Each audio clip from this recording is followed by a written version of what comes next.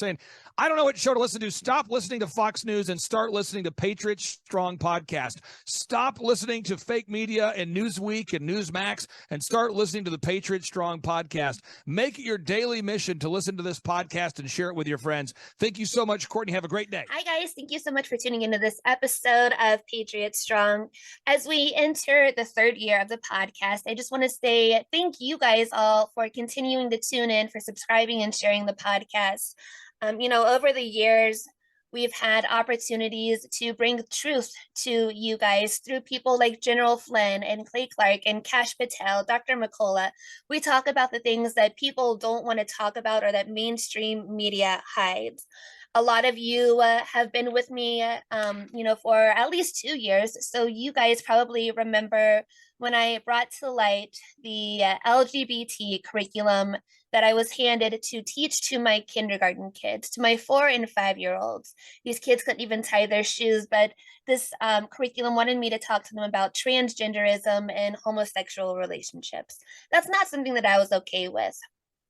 So after refusing to teach that, after refusing my COVID shot, I was fired, and I started my own Patriot Pre-K, which a lot of you guys also know. I sat down with Kash Patel, who donated a bunch of his books to the program so I could hand out, and everything has just really rolled from there. This year, I also partnered with Brave Books. You guys can use the code Patriot Pre-K and save on wonderful books that bring wholesome messages to your children that are not woke and that provide just age-appropriate age-appropriate stories to your children. And that is why I am so excited and thrilled to sit down tonight with my next guest, Heidi St. John, who's published one of her first children's book, or is it your first? It's my first one. First children's book recently, The Mouse in the Sea. So she is going to tell you guys a little bit about that. Heidi, thank you so much for joining me tonight. I really appreciate your time. Hey, Courtney, thanks for having me. I appreciate it. How did you get started doing children's literature? I know that you have homeschooled all of your children. You, just like me, know the woke curriculum and the far left turn that the education system has brought to the forefront. And I think it's so important that, people are standing up and they're taking action locally to make a national impact. General Flynn always says stuff like that, and it really does make a difference. So can you tell my audience a little bit more about you and how you got to where you are? Well, I've been out on the homeschool circuit, really involved in homeschooling now for over 25 years. My husband and I are the founders and executive directors of Firmly Planted Family and the Firmly Planted Family Homeschool Resource Center, which has about 750 students right now currently. And everything that we have been doing for the last 25 years has been aimed at helping parents take their children out of these woke, broken education systems that are anti-God, anti-family, anti-America, anti-traditional family values. We're really injuring our kids. And so I was thrilled to be able to partner with Brave. Brave approached me, but I already knew about their company. They're way more than a book company. They're an advocacy company that is helping parents reclaim the hearts and minds of their children. They really are fighting on the front lines for that. And so I was already very aware of what Brave was doing. In my capacity as an author, I've already written 9 books. But one of my favorite books is called Becoming Mom Strong: How to Fight with All That's in You for Your Family and Your Faith. And that came out in 2017. So long before COVID and the so-called, scamdemic, I was talking about what it means to fight for your family, realizing that the family is under attack. So when Brave approached me and said, hey, would you be part of our author family at Brave? Of course, I jumped at the chance. And The Mouse in the Sea is the latest project for Brave. It happens to be my book, so I'm pretty excited about it. Just came out. That's so exciting. I followed your podcast for a while. I was listening to recently, you were reading just all of these reviews from Mom Strong, and people, they want to be like the keyboard warriors and be mean about stuff, but like in actuality, it's like, yeah, thanks. That's a really great compliment. I appreciate your time. Thanks for your support. But it's just so funny, like how twisted people can see in like their projection of reality. Yeah, it's true. And I've been, toying with the idea of reading those reviews online for a long time. I think there's like 1,700 reviews of Becoming a Mom Strong up on Amazon. And a lot of them are really, really great. 99% of them are really great. So it was sort of fun to read the 1%, and they sort of Right. nailed it. I mean, they got it. They were like, Heidi St. John's a terrible person. She's anti-woke. She's anti-transgender. She's anti-vaccine, anti-mask, pro build the wall. I was like, well, hey, you got that in the first, Yeah. 3 pages of my book. I must be doing something right. But I think it goes to a larger issue that we're facing in the culture right now, and that is, if you stand for something, you're going to be criticized, and we need to surround ourselves with people that are like-minded, people that are going to encourage us and love on us, that we can help, that can help us. It's really the theme behind The Mouse and the Sea, which is the book that I just wrote for Brave, the story of this little mouse who is a helper by nature, right? He's been created that way. And so he looks for people that need help and he helps them. And that's really been the story of my life. It's how I got started writing and podcasting. The podcast is coming up on 23 million downloads. And in fact, I would imagine here in the next couple of days, we're going to hit that. But the problem is with this little guy, when he needs help himself, he refuses it. He doesn't take it, and it gets him into trouble. And we really are created for community. I think God made us that way. He's created us to be in community and in relationship first with the one who made us, right? With the Lord himself, who made us and knows us and loves us. And God's word says has a plan and a purpose for our life. Yeah. And then we are made to be in relationship with the people that are around us. And so for me, being out there kind of in front of the public eye for a long time, 2 years ago, I ran for Congress. Boy, I'll tell you what, that takes it up to a whole new level, whole new level of criticism running for Oh, Congress. yeah. But we have to be willing to, I think, take the hits, knowing that we're doing it with a goal in mind, and that is to strengthen the next generation and to boldly proclaim truth. It's just another one of the things I just really, really love about working with Brave. And you've mentioned it before, with the wholesome messages, the messages that you need community and you need help, and we were created by God to do just that. That's another thing, another problem, in my opinion, and I'm sure you can agree, that God has been taken out of so much in our children's everyday life, with school and on TV and the things that they read. And that's why I'm so proud to be associated with Brave Books and with the messages that Brave Books presents. It's not a drag queen story hour talking Right. about cross-dressing and mermaid parades and what have you. It's books that really can teach lifelong lessons, and they're age appropriate. I think it's so important. The attack on our children is so obvious and in our face at like all times. And it's time for moms, for parents to start standing up and protecting them, because they don't have a voice. Yeah, it's true. And I think, I've been talking about this for a long time. And if you've been listening to my podcast for any length of time, you've already heard me say it. But the mental health crisis in this country Yes. has absolutely hit an all-time high. And, we want to point our finger at social media. We want to point it at the government, all these things.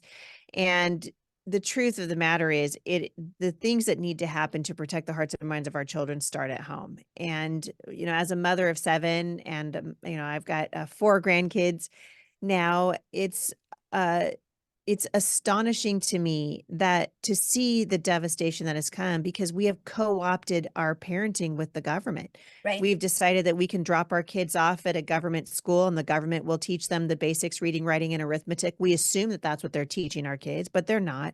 Education is not neutral. Education is the imparting of generational wisdom, or the lack thereof, to those young people who are listening.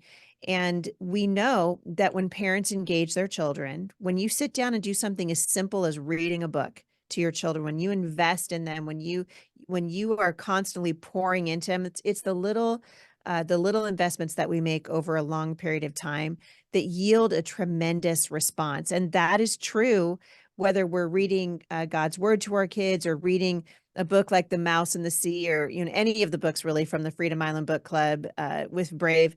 But I want parents to see that they're not alone, and that there are solutions, and God is raising up companies like Brave and like Firmly Planted Family. I mean, you got Brave Books putting out a book a month, and then you got, my husband and myself over here rescuing kids every single day from the broken public school system. God is still at work.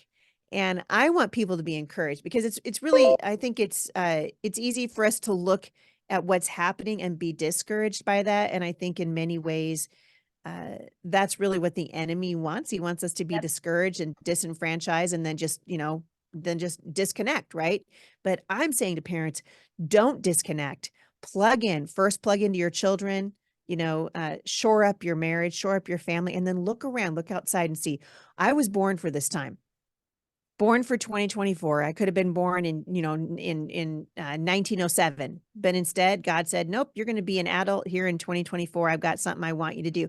What does that look like? And for me, it has been writing books now for the last 17 years or so. And just this newest partnership with Brave. It's a lot of fun. I love doing it. I love what they're doing, because it's so much more than books. It's a part of a puzzle piece of what God is using to restore a nation. I love that. And those on the front line to fight back. There are so many people in all different aspects that look at it and say, oh, I'm just one person. I can't do anything. So why even bother? And I hear that all the time. And it's so unfortunate. It makes me so sad that people, they don't believe that what they can do can make a difference. And there are so many, that are, like, for example, all of the stay-at-home moms, or all of the homeschool moms, or all of the authors that are taking their time to writing these books. An episode that I was listening today with you and Kirk Cameron, you guys were talking about scholastics and how scholastics, they're one of the most popular books in school. And kids are always, they want to look through the catalog and like mark off the books that they want, but they're pushing an agenda. And like you said before, a lot of people don't want to think that it's happening in their children's school until you look at that catalog, or until you go into the library and you see all of these books that, like, if you open the cover and read a couple pages, I would be sick to my stomach if I had a small child in any of these schools right now. So I'm thankful that there are people that are stepping up to bat, that are, bringing the country back together for the good. Yeah, I loved having Kirk on my show. I've had him on my show several times over the years, and I told him, and I think this is true, he's a national treasure for using the platform that God gave him at the tender age of 13 to do good things and to share a good message. Obviously, they're doing some really great things with Big Sky, with the book club, or the it's like a traveling book fair that's, I hope, going to give Scholastic a run for its money. I mean, I think a lot of times parents don't realize that everything that's happening inside of our government school system is happening on purpose. Right. Nothing is being done by accident there. All the books that are being promoted by Scholastic are being promoted on purpose. This is a woke company that is pushing ideologies to your children that are very cleverly disguised in beautifully illustrated books, but a beautiful lie is still a lie. Right. And parents need to remember that. And so, I hope, and I said this to Kirk a couple of days ago, I hope these guys give Scholastic a run for their money, because Brave is actually doing something brave, which is to go into these libraries and say, listen, how about we read a book about self-control to our kids? How about we read a book about asking for help to our kids? And it's amazing the pushback he gets in the American Library Association, because, wait for it, they also have an agenda. Right. Yep. The libraries are not innocent in all of this. The libraries have been pushing books out in front of children for a very long time that they have no business looking at, no business highlighting on their shelves. And we're hoping to really begin to see the tide turn. And with every family that subscribes to the Freedom Island Book Club, that's one more family that's getting a great book in the hands of their kids or their grandkids or their neighbors or their homeschool co-op, every single month. And Brave is changing the way that we teach our kids about important topics. Jesus taught through parables. Stories are powerful. Yeah. And I've told moms for years and years and years, one of the reasons why I love to use stories when I teach and when I speak, because I speak all over the country, is because you can tie an emotion to a story, right? So you tell a Absolutely. child a fact and they're not going to remember it. But you tell a child a fact and you weave it around the story of Abraham Lincoln and they're going to remember it forever. Stories are powerful. There's a reason why Disney uses stories to indoctrinate children. And we are doing the same thing using the power of story to promote good things to children that will strengthen their relationships, not only now, but in the future. And I mean, for me, I love this book, especially. I love The Mouse and the Sea a lot because I think it's also a great book for moms. Moms are the worst. You ever met a martyr mom who she's so tired at the end of the day. She's not asking for help. She needs to get on the phone and call her best friend and say, I need a mocha with extra whip and sprinkles right now. And that mom can say, I'm on my way over. It takes courage to ask for help. It really does. It takes courage. It takes humility. And I love it. I chose to do the book because I saw this massive impact that Brave was having out in the culture and obviously, on hundreds of thousands of families. And I care like you do, Courtney, about what is happening to our kids. Our kids are our future. And we talk about it as if it's just a song that we could sing, but it's so much more than that. The Right. reality is that we have to give these are the people that are going to be taking care of us when we're in nursing homes. And that's the truth. Right. And so I think that that the Freedom Island Book Club and what I'm doing with Brave and what Brave is doing is going to impact this generation and kids for generations to come. And I'm super excited about it. It's funny that you mentioned the agenda that Disney pushes. My husband and I were just talking about this yesterday. If you sit down and look at most of their movies, are there two parents in those movies? No, there's not. They are pushing an agenda. There's always some kind of twisted agenda. And the older that we get, the more clear that it becomes. These are not films or stories that our children should be watching, I don't think. Yep. And another thing, with the libraries, you said they're not innocent. I think one of the biggest red flags is the fact that they allow the drag queen story hours, but they push back against Christian authors or, or children's literature authors whose message doesn't align with theirs. Like, what does that even mean, Mm-hmm, mm-hmm. Yeah, I think it's funny too. They push back on Kirk Cameron for teaching humility to kids. Like that's a good thing. Run from an entire movement that names itself after one of the 7 deadly sins. Run for your life. God hates pride. He hates the sin of pride, right? Yes. We are called to be humble and meek, which is strength under control, right? Those are character traits that honor the one who made us and honor other people. And I think it's funny. It's very telling the pushback that someone like Kirk Cameron is getting just for trying to promote things that are actually good for children. And I'm excited. You know me, I'm a catalyst for controversy. I don't mind. When I announced my run for Congress, I had a whole bunch of transgender activists show up at the opening and, banners and the whole thing. And if you're going to take a stand in the culture right now, just like I was reading from my Amazon book reviews, you have to be willing to take the hits. And I think the next generation is worth it. I think if they see people that are putting their necks out on the line and that are doing this, and once they realize, hey, this person did this for me, this generation fought back, even though they had all this ridicule and all of this pushback, they still did this for me. Now let me do the same for my kids or for the next generation. And it takes role models and positive messages and strong movements that start small and they make national impacts to, really create that wave, the ripple that creates the wave. And, that's what you guys are doing. That's what you're doing with your book.